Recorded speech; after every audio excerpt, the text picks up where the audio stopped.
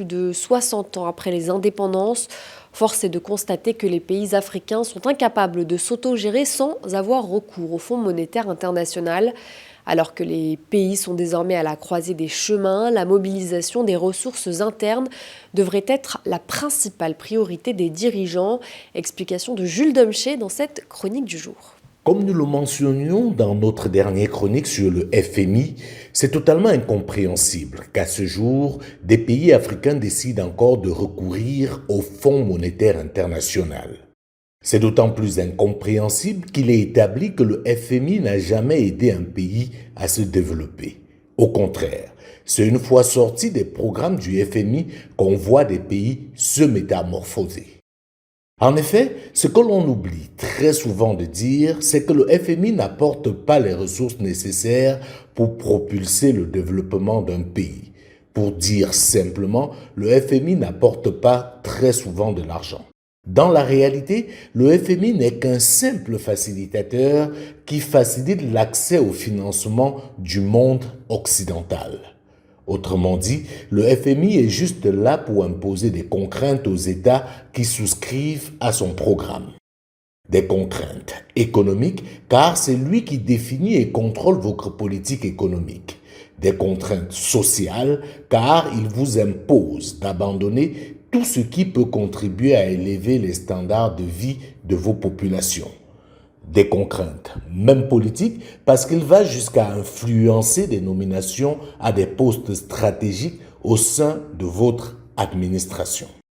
Il faut que les Africains sachent qu'avec le FMI, la bataille pour le développement, la création de richesses en général et la création de richesses en milieu pauvre en particulier est perdue d'avance. Comme nous l'avions dit précédemment, le FMI c'est le problème et non la solution. Les pays africains ne peuvent pas continuer à ignorer bonnement les autres opportunités qui s'offrent à eux pour s'enfermer avec le FMI. Le monde est désormais multipolaire, mais avant de regarder ailleurs, nous devons être capables d'avoir mobilisé déjà les ressources internes. Aucun pays ne peut se développer en comptant uniquement sur les autres. Ceux qui vous prêtent de l'argent ne sont pas soucieux de votre progrès, mais plutôt de la fructification de leurs avoirs. Ce ne sont pas des philanthropes. Pour eux, ces prêts ne sont ni plus ni moins que des investissements à rentabiliser par tous les moyens.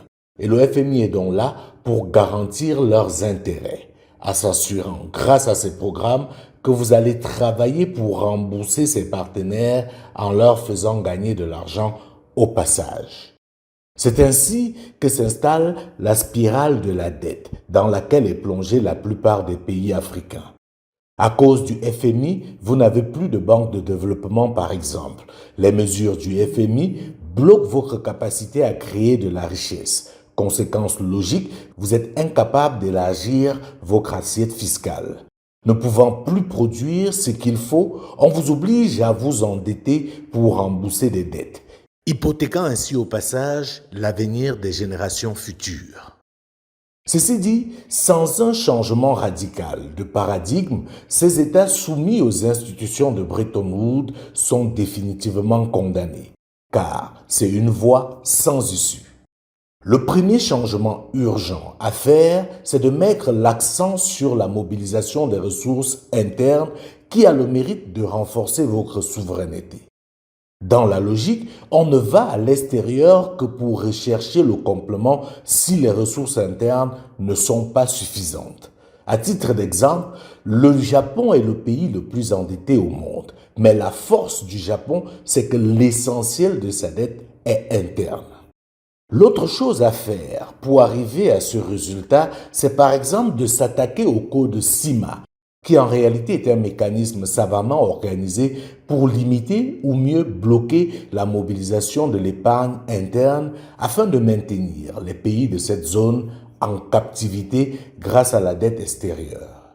Autre chose à faire, c'est de saisir les nouvelles opportunités qu'offre le retour à la multipolarité sur la scène internationale. L'émergence des BRICS, par exemple, offre plus de choix pour avoir une dette extérieure de meilleure qualité que celle du monde occidental. Aujourd'hui, des pays comme l'Inde, la Turquie, la Russie, la Chine et même l'Iran sont des potentiels partenaires financiers d'un autre genre avec moins de contraintes vicieuses et bloquantes que celles du FMI et de la Banque mondiale. Il est plus qu'urgent de sortir de cette dépendance qui ne s'explique que par l'incompétence, le complexe d'infériorité et le manque de courage de certains dirigeants africains. Ce système a été conçu contre l'Afrique, c'est donc aux Africains de le détruire, en refusant le chantage des sociétés minières qui bloquent leurs ressources à l'extérieur alors qu'elles gagnent énormément d'argent en exploitant nos ressources. En s'attaquant également, bien évidemment, aux accords de coopération monétaire, car sans sa propre monnaie, on ne peut parler d'indépendance ou de souveraineté. En ayant désormais, et c'est vital, le contrôle sur nos banques centrales, il est impossible de faire une véritable programmation économique sans contrôler sa propre banque centrale. En définitive, l'enjeu aujourd'hui est encore et toujours la conquête de notre souveraineté, car un esclave ne se développe pas. Son maître s'arrange juste à le maintenir en vie, en l'alimentant de temps en temps, en le soignant parfois pour continuer à l'exploiter pour s'enrichir. Si, en 2024, certains Africains n'ont toujours pas compris cela, il est plus que temps de méditer à nouveau sur cette pensée de Thomas Sankara. L'esclave qui n'est pas capable d'assumer sa révolte ne mérite pas que l'on s'apitoie sur son sort. Cet esclave répondra seul de son malheur s'il se fait des illusions sur la condescendance suspecte d'un maître qui prétend l'affranchir. Seule la lutte libère. On ne peut être plus clair.